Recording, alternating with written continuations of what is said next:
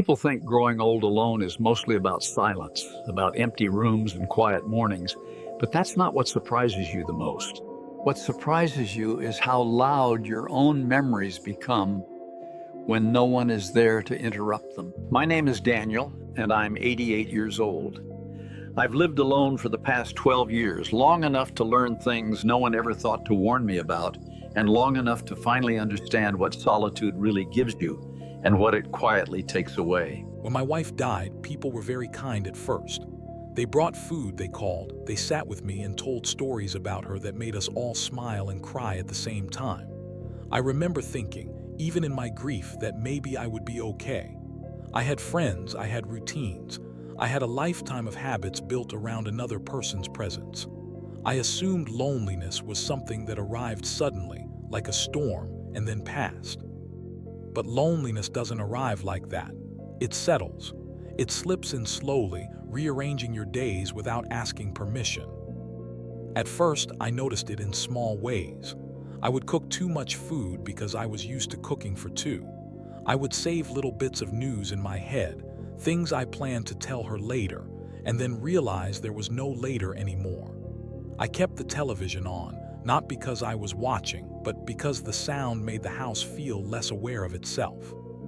People talk about missing conversation, but what you miss more is being witnessed. When you live with someone for decades, they see the parts of you that never make it into stories. They know how you sigh when you sit down, how you rub your hands together when you're thinking, how you look at the clock when you're pretending not to wait for something. Alone, those things still happen, but they disappear into the air the moment they occur.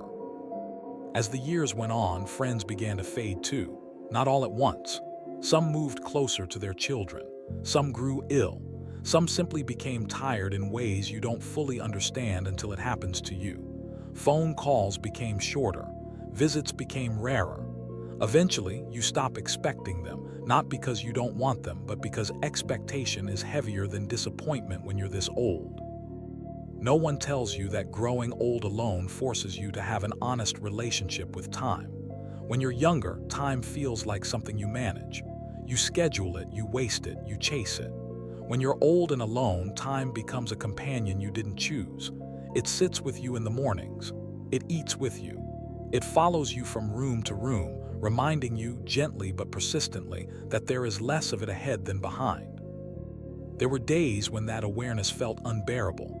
Days when I would sit by the window and watch people walk past, couples arguing softly, parents pulling children along, young men and women staring at their phones as if the world would wait for them forever. I didn't envy their youth. I envied their distraction. What hurt more than the quiet was the way it made me revisit my life.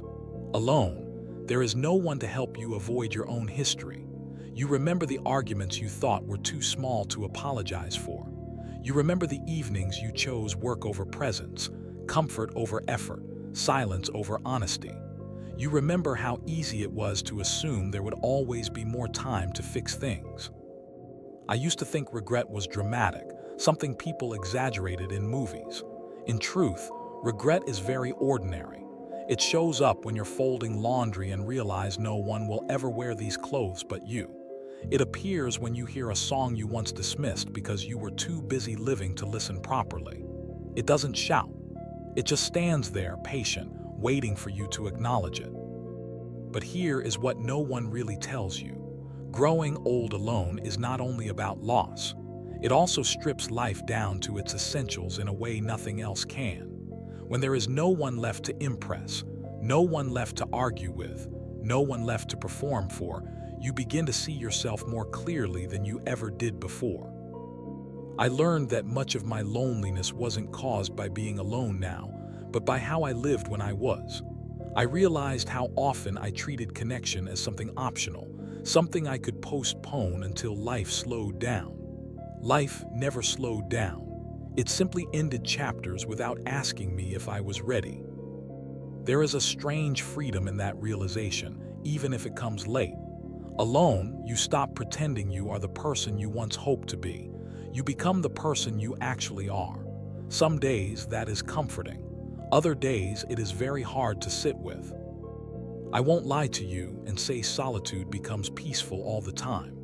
There are nights when the house feels too aware of my breathing, when the walls seem to listen. There are mornings when I wake up already tired, not from lack of sleep, but from the effort of another day lived entirely inside my own head. But there are also moments of clarity I never had before. I notice small things now. The way sunlight moves across the floor, the sound of birds arguing outside the window, the taste of tea when I take the time to drink it slowly. Alone, you learn that presence is not automatic. It is a skill, and most of us don't practice it until distraction is no longer available. If I could speak to my younger self, I wouldn't tell him to fear being alone. I would tell him to fear becoming distant while surrounded by people. I would tell him that relationships don't disappear because of big failures, but because of small neglects repeated over years. I would tell him that saying later is often the most permanent decision you can make. Growing old alone teaches you that love is not proven by grand gestures, but by consistency, by showing up when it's inconvenient, by listening when it's uncomfortable, by staying when leaving would be easier. These truths don't feel urgent when you're young. They feel obvious when you're old, which is another quiet cruelty of time. If you're listening to this and you're not old yet, I won't ask you to panic or to change your life overnight. I'll only ask you to notice. Notice who listens to you. Notice who you keep postponing. Notice how often you assume someone will always be there later. One day, later becomes now, and now can be very quiet. Now at 88, my days are simple. I wake up, I make breakfast, I read a little, I rest, I remember. I don't have much left to build, but I still have moments to understand, and that has become enough.